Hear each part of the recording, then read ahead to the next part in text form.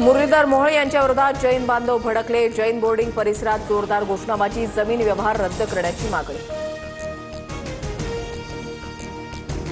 माझा प्रकरणाशी संबंध कसा नाही हे पुराव्यानिशी मांडलं। चुका असत्या तर इथे आलोच नसतो। मी जैन समाजाच्या सोबत अन्नत्याग करण्याची वेळ येणार नाही असा विषय संपेल। मुरलीधर मोहोळ यांचं आश्वासन। प्राण सोडेन पण डील रद्द झाली पाहिजे। जैन मुनींकडून 1 नोव्हेंबरचा अल्टिमेटम। मोहोळांनी वचनपूर्ती करून समाजावरील संकट दूर करावं, जैन मुनींची मागणी। एकतर जैन मंदिर वाचवा नाहीतर मंत्रिपद वाचवा, फडणवीसांच्या मोहोळांना कान पिचक्या। रवींद्र धंगेकरांचा दावा, 1 तारखेची वाट कशासाठी, उद्याच विषय मार्गी लावा, धंगेकरांची मागणी। रवींद्र धंगेकरांना माझा निरोप गेलाय। महायुतीमध्ये मिठाचा खडा नको, दिल्लीमधल्या मोदींच्या भेटीनंतर शिंदेंची माहिती। दिल्लीत उपमुख्यमंत्री शिंदे आणि पंतप्रधान मोदींची भेट, मोदींना दिवाळीच्या शुभेच्छा दिल्या। विकासाच्या आणि पूरग्रस्तांच्या मुद्द्यावर चर्चा, शिंदेंची प्रतिक्रिया। मुंबईत पॉट टॅक्सी सुरू करण्याबाबत पंतप्रधान मोदी आग्रही, कुर्ला पोलीस वसाहतीच्या जागेवर पॉट टॅक्सीचं टर्मिनस उभारण्याची शक्यता, शिंदेंची माहिती। बीएमसीत जागा वाटपासाठी 50-50चा फॉर्म्युला असावा, शिंदेंच्या शिवसेनेचा आग्रह।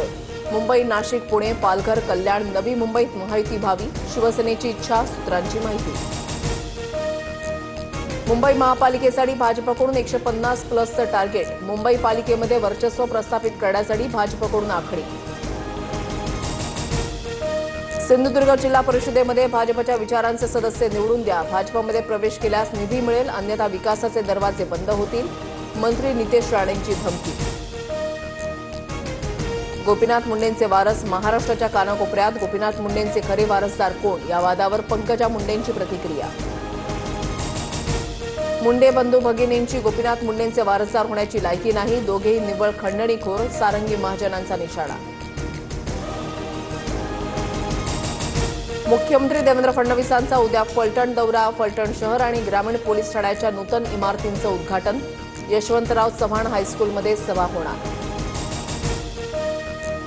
साराभाई वर्सेस साराभाई फेम, ज्येष्ठ अभिनेते सतीश शहा यांचं निधन, किडनीच्या आजारानं त्रस्त होते, वयाच्या 74व्या वर्षी घेतला अखेरचा श्वास, कला विश्वावर शोककळा। सिडनी वनडेमध्ये रोहित शर्मा, विराट कोहलीची तुफान खेळी, टीम इंडियाचा ऑस्ट्रेलियावर 9 गडी राखून दणदणीत विजय, रोहित शर्माची नाबाद 121 धावांची खेळी।